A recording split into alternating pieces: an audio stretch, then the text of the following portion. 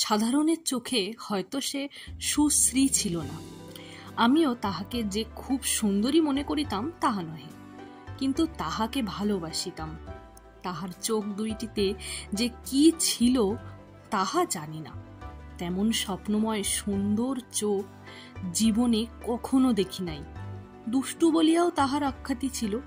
নমস্কার, আমাদের আজকের নিবেদন শ্রী বলাইচাঁদ মুখোপাধ্যায় তথা বনফুলের লেখা দুটি ছোট গল্প, চোখ গেল এবং আত্মপর। আজকের গল্পে কণ্ঠে আছেন সৌভিক শীল এবং তৃষ্ণা সামন্ত। পুরুষের না পাওয়া প্রেম যেমন ভয়ানক দামি, ঠিক তেমনি নারী পুরুষ উভয়ের প্রেম থাকা সত্ত্বেও তার অপূর্ণতার যন্ত্রণা অনেক বেশি। আজকের গল্প এক পুরুষের না পাওয়া প্রেম নিয়ে। চলুন তাহলে শুরু করা যাক। সেই কুরূপা এবং চঞ্চলা মিনি আমার চিত্ত হরণ করিয়াছিল। তাহার চোখ দেখিয়া আমি মুগ্ধ হইয়াছিলাম। মনে আছে, তাহাকে একদিন নিভৃতে আদর করিয়া বলিয়াছিলাম, ইচ্ছে করে তোমার চোখ দুটো কেড়ে রাখি।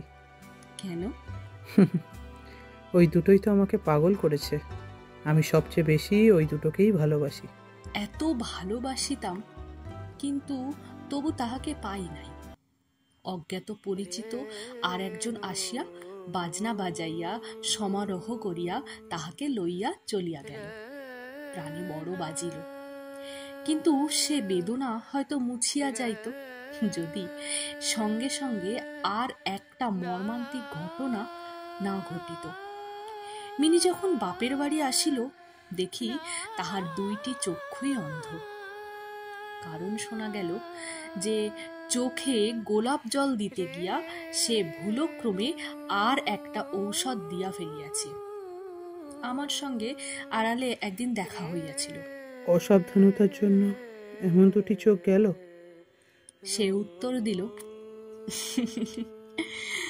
কেন যে গেল তা যদি না বুঝিতে পেরে থাকো তাহলে না জানাই ভালো।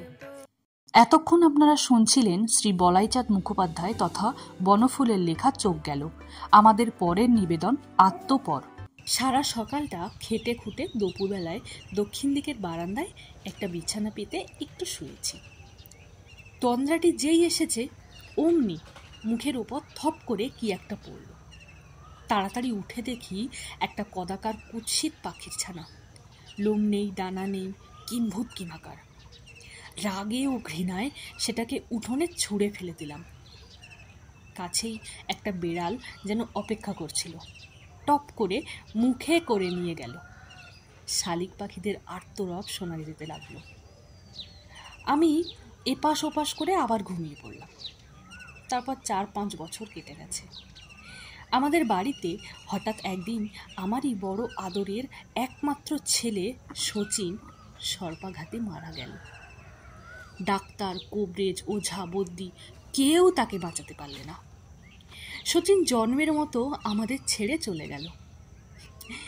বাড়িতে কান্নার তুমুল হাহাকার। ভিতরে আমার স্ত্রী মূর্ছিত অজ্ঞান। তাকে নিয়ে বাড়ির কয়েকজন স্ব ব্যস্ত হয়ে উঠেছে। বাইরে এসে দেখি দড়ির খাটিয়ার উপর শুইয়ে বাচ্চাকে নিয়ে যাওয়ার আয়োজন হচ্ছে। তখন বহুদিন পরে কেন জানি না সেই পাখির ছানাটার কথা মনে পড়ে গেল।